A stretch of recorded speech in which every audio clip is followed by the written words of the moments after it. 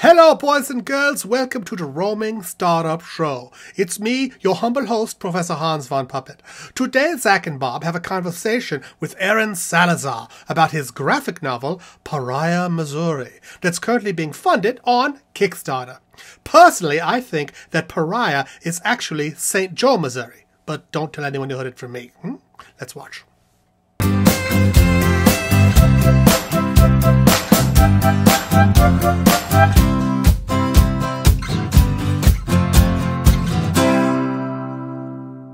Thank you, Professor, and welcome everybody to another episode here on the Roaming Startup.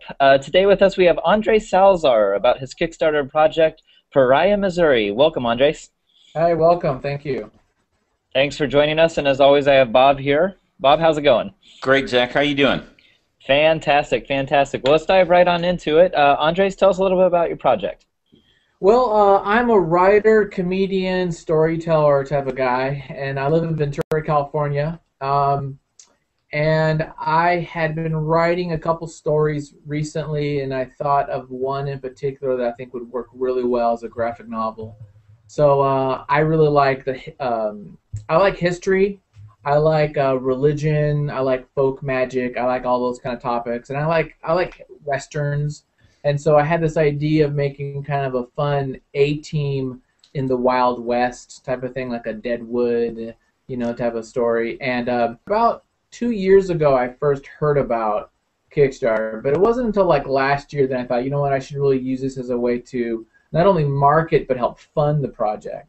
So I kind of started getting my my ducks in a row so I can launch the campaign. Pariah, Missouri is it's a graphic novel that is a supernatural Western story that takes place a couple years before the Civil War, in a town, in a riverboat boom town called Pariah, Missouri, which is a little bit north of Kansas City. The story is kind of this group of heroes that band together to kind of combat the evil, crime syndicate and the corruption that's in the town. So Deadwood, and a combination of Deadwood and Buffy the Vampire Slayer as your tagline puts it. Yeah, I kind of like, it's not as campy as Buffy, but it's definitely, I love Deadwood. I love those things. But it's got a supernatural element to it. It's very muted. I don't really like big, super, Harry Potter style magic. So it's very muted. I go into a lot of the historical look at like Shakers and Quakers and a lot of the different religions that were going around at the time, and kind of look at some of the mythologies and folk magic of the Native Americans. And so I kind of like use those elements and create some sort of mysticism, but it's not like fireballs and lightning bolts type stuff. So how did you land in a city in Missouri? Obviously that's near and dear to our hearts as we're based out of Kansas City. Well, I'm from Little Rock. I grew up in Little Rock, and I had friends and people I knew in Missouri. I've been to Springfield, Kansas City, St. Louis, all over there.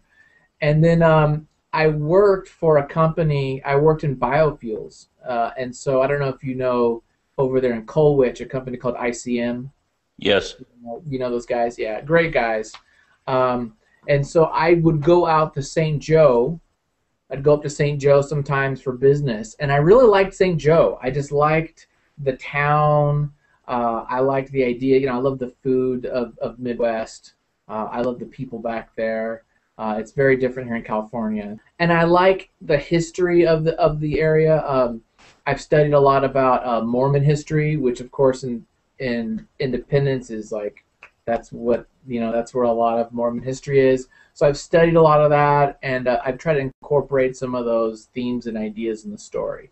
So I wanted a Western. But if you think about westerns, most westerns are post-Civil War in the Wild West, which is the plains, which is Tombstone. You're looking at out past Kansas, and I wanted to tell something a little bit more a little bit before the Civil War, and kind of talk about some of the dynamics of race relations. All those kind of things are kind of in my wheelhouse. So Missouri was. There were slaves there. There was abolitionists there. There's all this little interesting conflicts that were going on within the town, and so I really want to kind of delve into that kind of idea. Let's take a look at the video.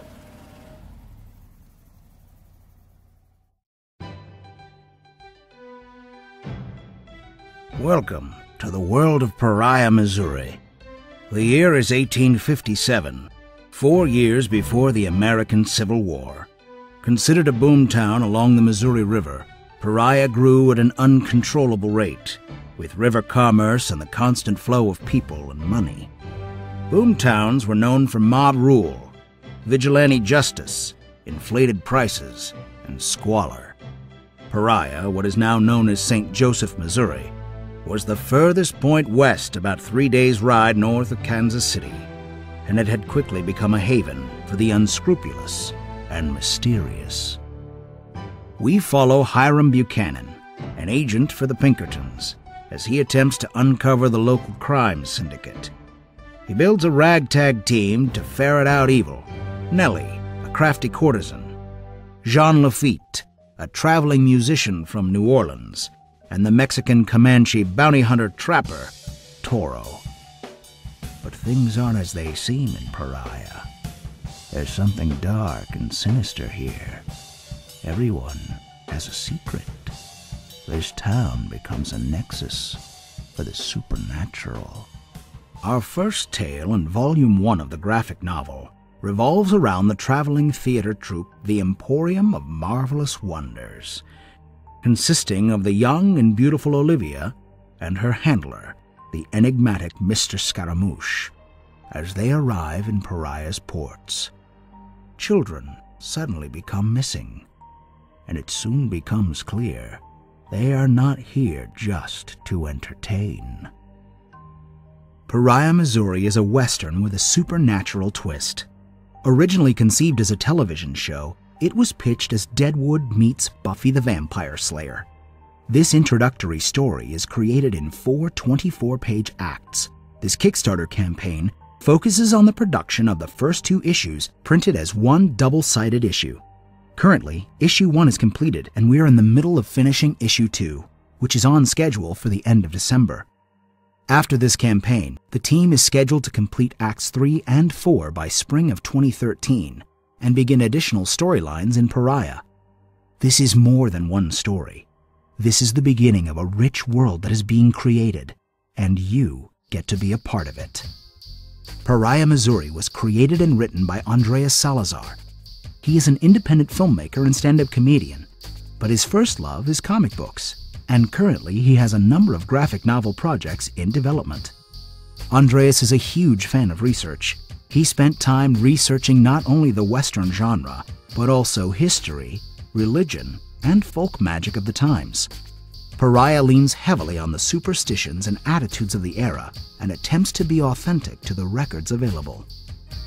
Enough cannot be said of the amazing pencils by artist Jose Pescador. Jose Luis Pescador lives in Guanajuato, Mexico, and studied at the National Autonomous University of Mexico. He is a professional artist and has shown his fine art in galleries in Mexico and other countries, and has worked on many other comic book properties as well. He brings life to the characters and adds visually to the rich atmosphere of the book. Each page is hand watercolored, giving it a unique style and feel. You can be a part of the magic of Pariah. Through Kickstarter, we are producing Acts 1 and 2 together in a double-sized 52-page issue. Your donations will go directly to paying for the production and printing costs. After those costs are covered, all monies will go to Acts 3 and 4, with the collection of all 4 acts in the spring of 2013. With your pledge donations, along with the comic book, from limited edition poker chips and shot glasses to t-shirts and prints, we are offering something special for everyone that donates to this project. Everyone here at BS Studios thanks you for your support. It means a lot to us to be able to realize our dreams. Stay tuned to our page. We will be adding more updates, stretch goals, and videos.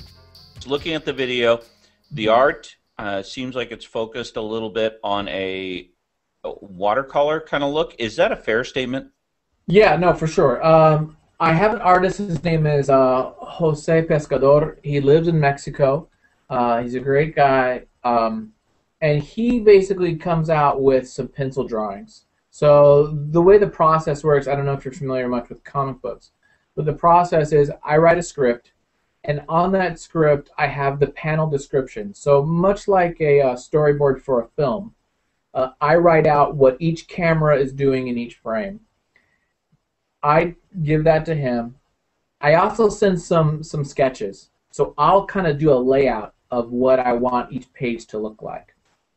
Character designs, reference, I want somebody to look like Sam Elliott. I want someone to look like Megan Fox, whatever. Give him all that information. He gives me back some pencil drawings, or rather a full-size pencil pages, and then I go in and I watercolor. So I love the color of the watercolor, and I really wanted to go with a two-tone. I was going to make it all sepia, but then I thought, why don't I play with kind of contrasting orange and blues together, kind of mix those. And in issue 2, I even do some more of that experimental mixing. And so I really want kind of a two-tone look, keep an old Western sepia tone, but I like the watercolor. I think it's kind of different and unique. It looks great, and it gives you the feel of the time frame that it's in, the genre it's in there. Good. I'm glad that was what I'm going for. But you sit at home and you spend hours and hours on this, and you don't really know if your concept's coming across, right? Until you get some feedback. So I love to hear that. So that's good. Tell me about the time frame you decided to set in. You said you like history. What got that started? I had in high school there was a professor or teacher. His name was Mr. Cisco, and he taught AP history. And I loved American history. For some reason, he was just one of, you get these people in your life that just somehow put a spark in you, and it just drives you. And I loved that history class, and since then, I've just always loved history. One of my favorite movies of all time is Glory.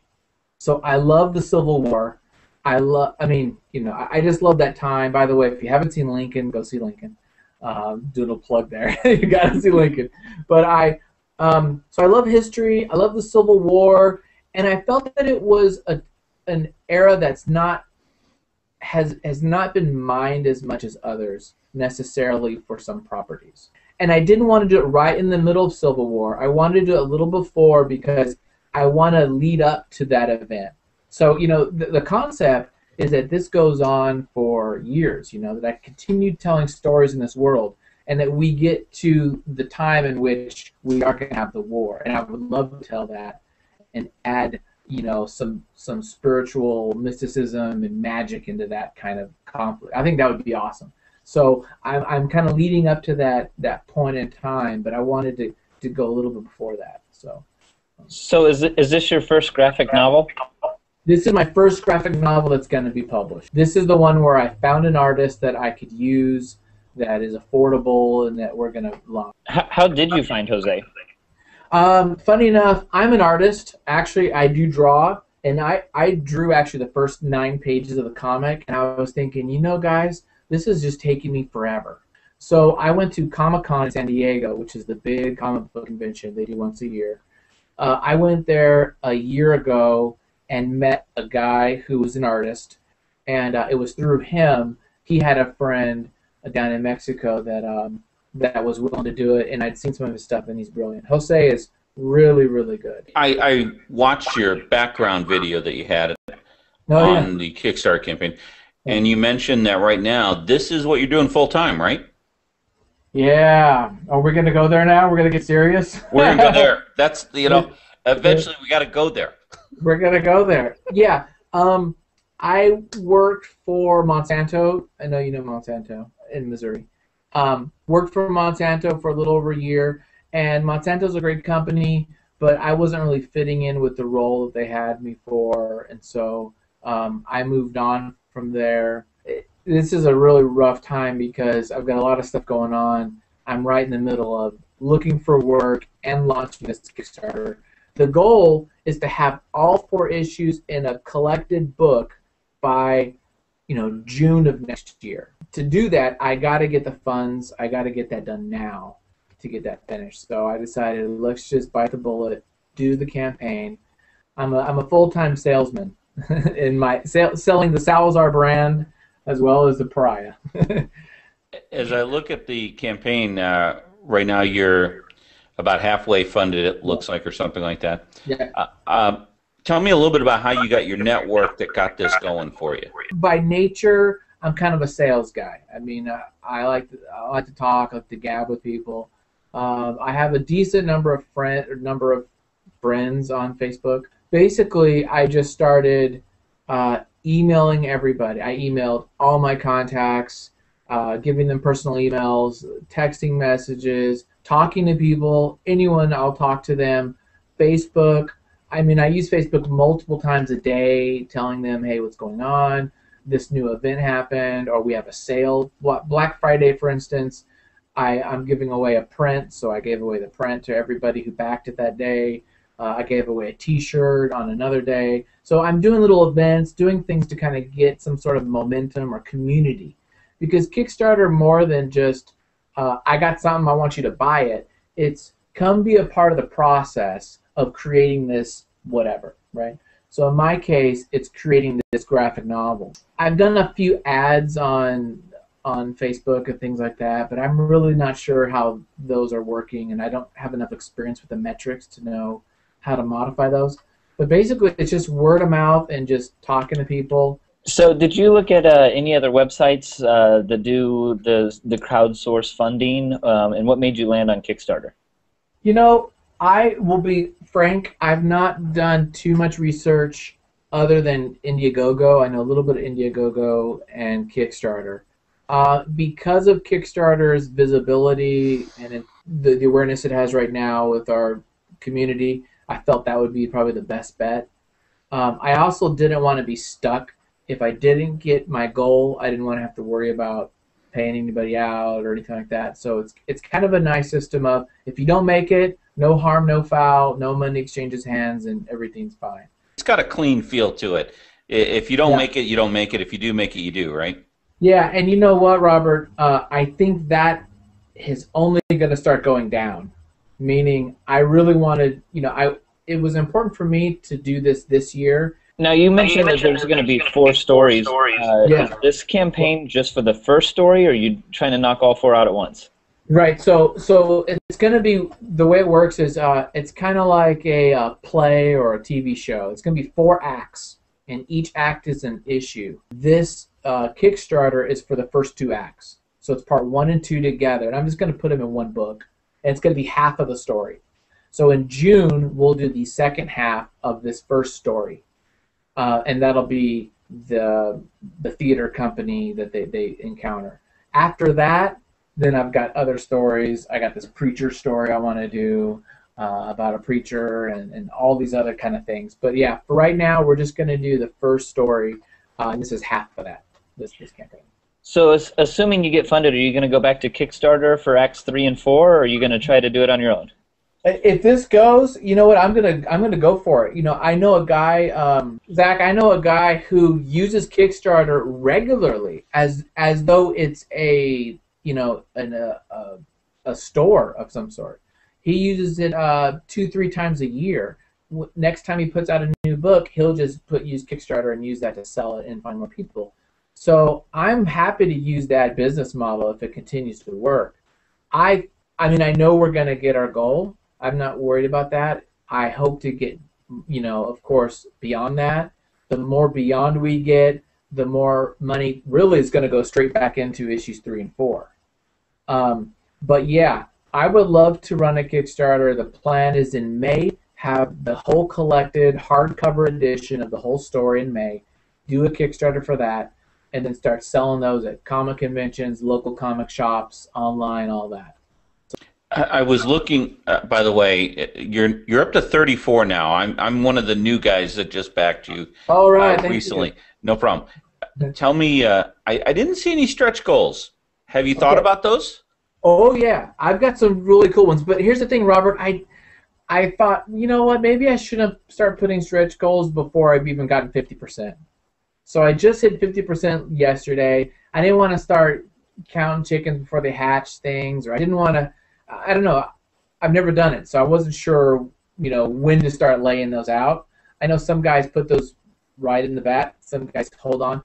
but I definitely have stretch goals. The poker chips are a riot. That's a great idea. Aren't those awesome? Yeah. Yeah, I think those are cool. And when you see them, they're really cool. They're actual wooden poker chips. I've got a lot of fun stuff. I actually want to add some more pages to the book, so that's going to be a stretch goal. I'm going to add maybe some scripted examples or some more background on us, little things like that. I might do that to the book. I've also thought of, and I'll give you guys an exclusive, I want to make a coloring book. I think it'd be cool to have as a stretch goal a coloring book. Maybe 40 pages or so, but like a coloring activity book, but have my characters in it, and I think that would just be kind of cool. You're obviously extremely passionate about, obviously the project, the whole campaign in general. When did you really take this idea, this dream of yours, and decide, hey, I'm gonna give it a shot. I'm just gonna go for it. Well, I've written other stories. So I wrote and directed a short film, and I was just thinking this 2 hours ago. I was like, maybe if this works, maybe I'll make my full feature that I really want to do. So I've done a couple of short films.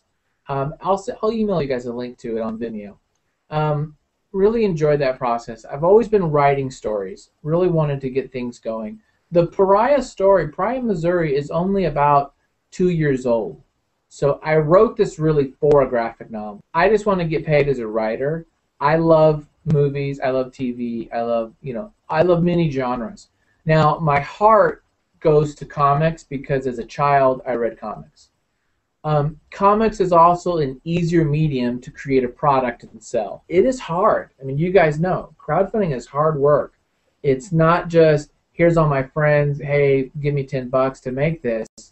I mean, it is hard work, and it's like a new science too, right? Social media, it's a new type of business and market that a lot of people are trying to use and manipulate, but it's still it's very challenging, right? It's difficult to know what to do when. Yeah. It's almost like what's really needed is a decent, when you're doing a movie or anything like that, something more traditional. You have a checklist. You've got to go through these items in order to be successful. And I often, when we're talking to folks, that seems to be a pain point. They wish there was that checklist there. Andre, have you gotten an opportunity, or have you thought about contacting anyone in St. Joe, media, and doing a press release there? I mean, no, that's a good idea. I haven't thought about that. You should draw in. I mean, that's where everything is based out of. Yeah. So why not draw in that media? I think you'll find some fans there. That's a great idea. Yeah. Well, and people have asked me. Well, my mom, she calls me up and says, so was there really a Pariah? Is there a Pariah? And was it St. Joe? And I'm like, no, I make that up. But people, the idea of that video is to kind of give it a documentary feel. That's really what I was going for. I wanted that kind of the concept. If you were to, you've been obviously working your way through this the first time. If you were to give advice to brand new users, what's the one piece of advice you'd give them? Maybe not do it during the holidays. I don't know. I'm nervous about that. I don't know. I won't know until the end. But there's been a couple people who've said this isn't the best time. Also, if you're into comic books, don't do it during Comic-Con seasons. So, during the summer months when everyone's at conventions, that's not a good time either. One, prepare. Get all your stuff together. Whether it be your press releases, do a good video. I have a wonderful voice actor who did that video. His name is Mick Wingert. He's actually a good friend of mine. He's the voice of Kung Fu Panda on the TV show. So he's Po. He's the panda on Po. He's a great voice actor. So really do a good video, but get everything together. The more you prepare, the smoother it'll go. But the warning is this: it will consume your life. Well, Andre, I want to say thank you very much. We highly recommend our viewers to get on and check out Pariah, Missouri. A great looking project and graphic novel. And again, I'm one of your backers. I wish you the very best of luck. And thank you so much for joining us. And real quick, outside of the Kickstarter website, anywhere else we can send our users to get some more some more Andre? Yeah, there's tons of Andre. You can go. The best place to go would be this is called the Nappy Headed Podcast. I have a couple podcasts on iTunes, The Biscuit Show, and the Andres Salazar's Nappy Headed Podcast. Thank you, Robert and Zach. Take care. You too, buddy. Wonderful. Thank you for joining us, boys and girls. I never thought about what a cross between Deadwood and Buffy the Vampire Slayer would look like, but I think that graphic novel looks great. Tune in next week as we learn more about how to fund your dreams with crowdfunding. Till then, remember, keep dreaming and don't get tied down with any strings.